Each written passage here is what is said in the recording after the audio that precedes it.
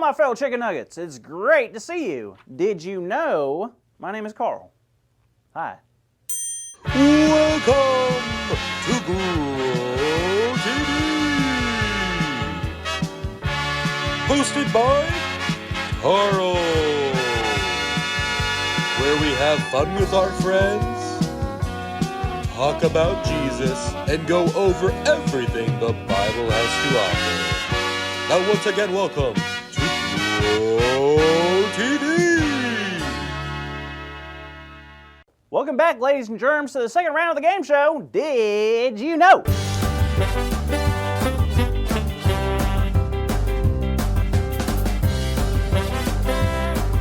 The greatest form of entertainment since I tied a fake snake to my dog's tail. I used to watch him chase all the neighbors. It was great. It was funny until I forgot that I did it, and it scared me. Anywho, today we are playing the all-time favorite game, Did You Know? We will have 4 rounds and 3 questions per round. Each correct answer gives you 100 points. The person with the most points at the end of the 4 rounds will win a 100-foot tall chocolate bunny. Isn't that glorious? Who's ready to get started? Well, we can't do this by ourselves, right? Right! So let's call down our faithful contestants. Let's give it up for Jada and Sam. Hey, Carl. Hey, kids. Hey y'all, this is so exciting. Well, I'm glad because this excitement is exactly what we need. So Sam, Jada, are you ready to get started?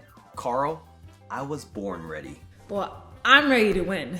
Alrighty then, let's rock and roll. Both of you are tied at 200 points. Here we go. Question number 1. Did you know, whether you love them or hate them, Peeps, the marshmallow sweet treats, are some of the most popular sweets during Easter time? How many Peeps are eaten each year on Easter? A, 23, B, 48, or C, 1.5 million? That's a tough one. What do you think, Jada? I really don't know. Any hints, Carl? Oh, sorry, I stopped listening after I heard marshmallows. All right. I guess I'll guess. What do you think, kids? Should we go with the high number? Not me. I'm gonna go with 48. That's a good number. I don't know, Carl. I'm gonna go with my gut. I choose C. 1.5 million people. Well, Sam, I have good news. You're correct. Yes! Great job, Sam. Jada, you doing all right? Yeah, I'm ready to redeem myself, so let's go. Alrighty then. Question number 2. Did you know that millions of pounds of candy are consumed during the holidays? But Easter is the holiday in which most candy is consumed. True or false? That's true. That's true. I don't know, Jada. I think this might be a trick question. Really? Are you sure? I think so. Carl, I'm gonna go with false. Well, I trust you, Sam.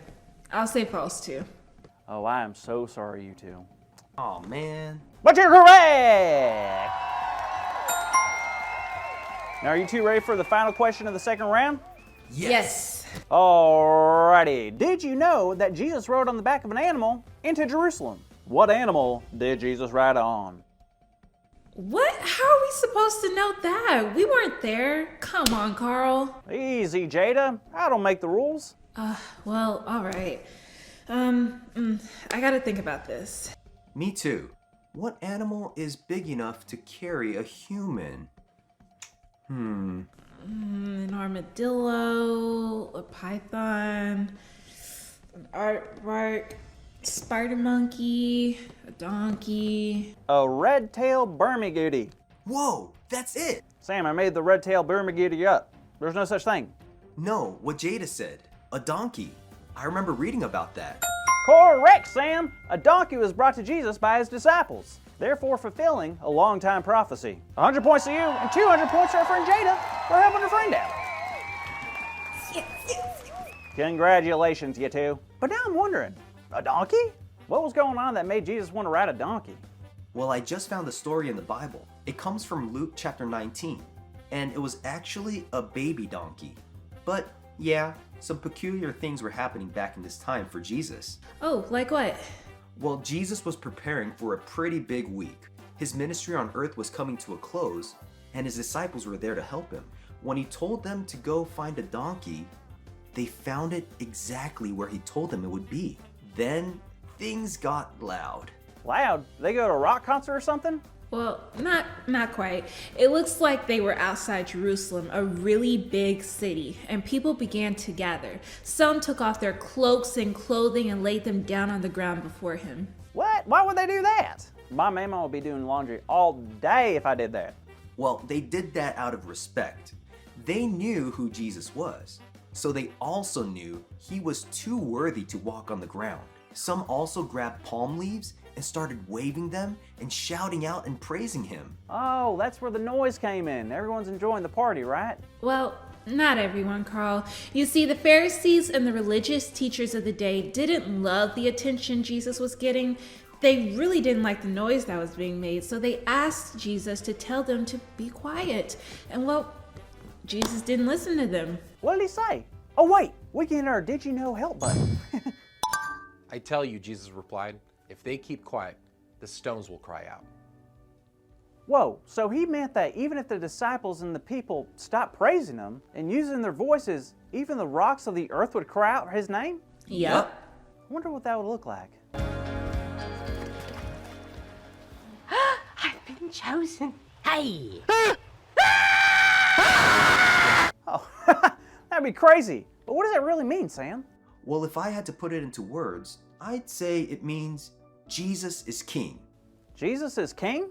Yeah, king of everything. I mean, Jesus was God's son. He made the whole world and all the people in it.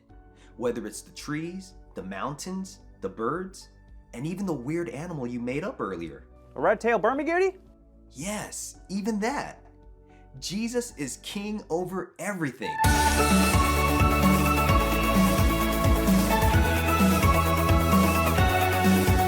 You heard it, kids!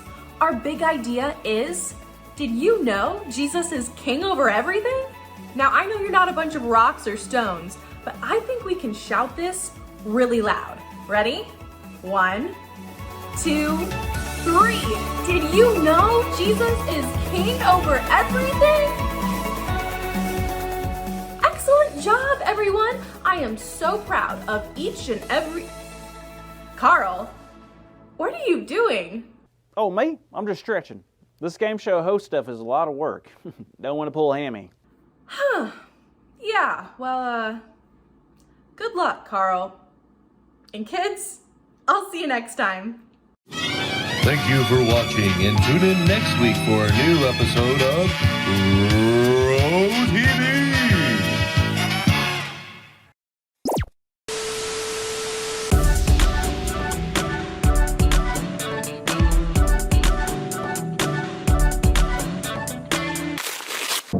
Welcome to this week's episode of So You Want to Be a Superhero. Our contestant today is Callie, and she will be attempting to prove that she is a superhero by moving this giant rock. Give it up for Callie! Hey friends! I am so excited! Springtime is here, and my parents decided to give me my very own section of the flower bed for my own garden. I get to put seeds in it, take care of it. It is completely mine! The first thing I have to do is move this big rock out of the way.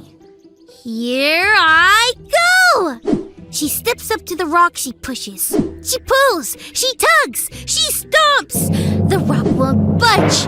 It looks like we won't have a winner today. On, so you want to be a superhero. Wow, that rock sure is heavy. How am I going to take care of my garden if I can't get this rock out of here? While I think about it, let's check out today's Bible story. It's time for today's Bible story. It comes from the book of Luke, chapter 19. Jesus was about to go into a city called Jerusalem. This was a very important place. Before he went there, he told two of his friends to go get him a donkey to ride into the city on. As he was riding into the city, people began to cheer and sing. They called Jesus the King. Some who were there thought that Jesus should tell those cheering and singing to quiet down. They were afraid of the people who were in power. They thought they might be mad that Jesus was being called king. But Jesus said to those people that if people stopped singing and cheering for him, then the rocks would start to cheer and sing and say Jesus was king. What? That doesn't make sense. Rocks can't talk, let alone sing. Jesus was saying that his power was greater than any other powerful person. Those powerful people may be the king of some things, but did you know that Jesus is the king of everything? He is, and not just humans. Jesus rules over everyone and everything. That's why he said that even if people stop calling him king, then nature and everything else in the world would continue to show that it is true.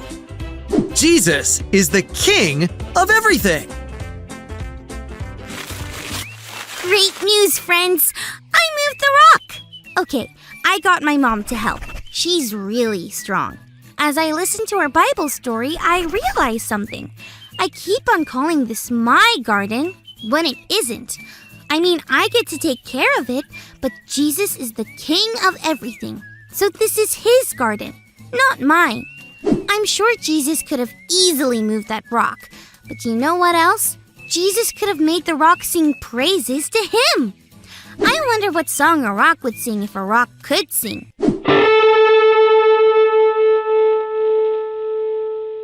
I'm gonna start planting seeds in my,